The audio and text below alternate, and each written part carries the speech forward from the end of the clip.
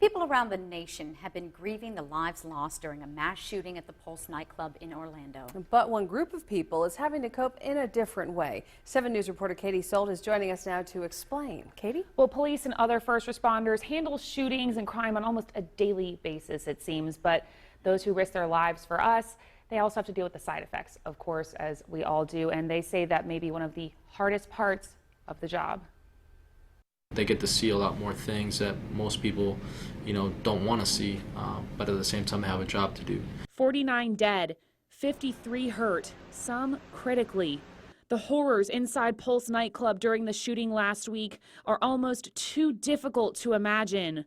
But police and other first responders will see those images months and even years after the crime tape is down.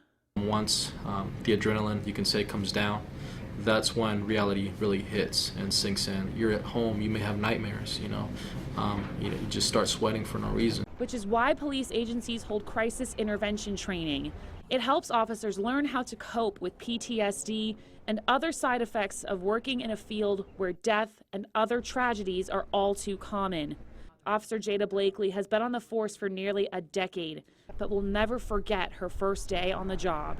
It was scary because we actually looking for a body, so it was tragic once we found out the next morning that, the little boy was deceased. And I was thinking, wow, this is my first day to work. There's no telling what my the next day is going to be like. One of the best resources is talking with their brothers and sisters in blue. We got to put on a facade. We have to always be hard and protect others, but people don't realize we're human just like them. We got feelings. We cry, we get upset. It's a new normal. You can't go back to the same things of how things used to be. You are supported and you will get through this.